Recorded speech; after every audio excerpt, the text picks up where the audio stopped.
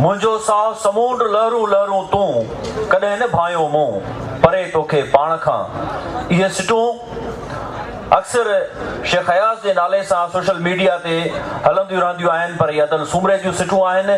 अदल सुमरो तव्हां सभिनी जे भरपूर ताड़ियुनि में अदल सुमरो साहिबु अहिड़ियुनि हज़ारे सिटुनि जो सर्जनहार आहे। अव्हां जे साम्हूं अव्हां जे भरपूर ताड़ियुनि में अदल सुमरो साहिबु। महिरबानी साईं। असल में भाउ दुर्मन वेठो आहे ऐं वेगन जी चाबी बि न वठनि, इन करे कंबर वारा सभु हथी आहिनि। शेख अयाज़ जो मेलो आहे लाज़मी आहे, असांजे लाइ ख़ुशी जो सबबु आहे। हिन में आख़िर ताईं वेहणो आहे। बसि जीअं ॿियनि दोस्तनि पंहिंजो हाल हाज़िर गज़ल जा 2-3 शेर पेश कया थो मां। ही नओं ज़ाइको बि चखी ॾिसजे, ही नओं ज़ाइको बि चखी ॾिसजे, ही नओं ज़ाइको बि चखी ॾिसजे, दोस्ती पाण सां रखी ॾिसजे। वण ॾिसजनि हवा सां कजनि ॻाल्हियूं, वण ॾिसजनि हवा सां कजनि ॻाल्हियूं, ओॾा मंदड़ हली पखी ॾिसजे। हर तक़दुस जूं पंहिंजूं मानाऊं, हर तक़दुस जूं पंहिंजूं मानाऊं, हुन जे पेरनि ते गुल रखी ॾिसजे। हर तक़दुस जूं पंहिंजूं मानाऊं, हुन जे पेरनि ते गुल रखी ॾिसजे। शहर उजड़ी वियो आहे सामीअ जो, शहर उजड़ी वियो आहे सामीअ जो, शवाब सां मिलजे दर लखी ॾिसजे। शवाब सां मिलजे दर लखी ॾिसजे, दिल जो दर्पण बि धोपजी वेंदो, दिल जो दर्पण बि धोपजी वेंदो, हुन ॾे हलजे हरण अखी ॾिसजे। हर नज़र एहतराम चाहे थी, हर नज़र एहतराम चाहे थी, सूंहं साम्हूं अचे भली ॾिसजे। हर नज़र एहतराम चाहे थी, सूंहं साम्हूं अचे भली ॾिसजे।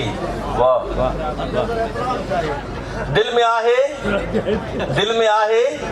त रहे थी बेचैनी, दिल में आहे त रहे थी बेचैनी, ॻाल्हि हुन जे अॻियां रखी ॾिसजे, ॻाल्हि हुन जे अॻियां रखी ॾिसजे।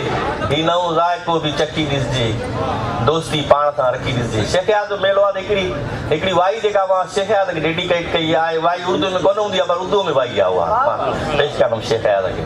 उहो डिसंबर जे हवाले सां बि आहे। साल वञे थो पियो, साल का सूरज डूब रहा है, साल का सूरज डूब रहा है, साल का सूरज डूब रहा है, राजघाट पे कौन खड़ा है, साधु बेला सोच रहा है।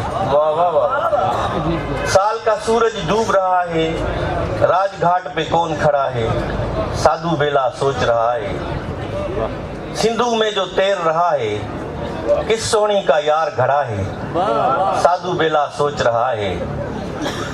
शायर शेख अयाज़ है जिसका तलवारों से गीत लड़ा है, शायर शेख अयाज़ है जिसका तलवारों से गीत लड़ा है, साधु बेला सोच रहा है। बनखंडी महराज का अब तक, बनखंडी महराज का अब तक, बनखंडी महराज का अब तक मंदिर में एक ख्वाब पड़ा है, साधु बेला सोच रहा है। रूबीना बड़ो पाँच में लिखो, रूबीना ने सच लिखा है, मजहब से इंसान बड़ा है, साधु बेला सोच रहा है। जबरदस्त, रूबीना ने सच लिखा है, मजहब से इंसान बड़ा है, साधु मेला सोच रहा है। ॾाढो ख़ूबसूरत उर्दू में वाई असांखे अदल सुमरे सां ॿुधाई।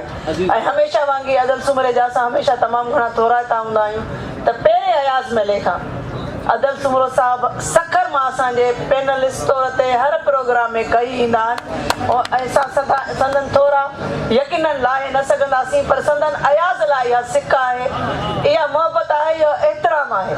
सो उहो उन्हनि खे हिते असांजे हिन पंडाल में वठी ईंदो आहे।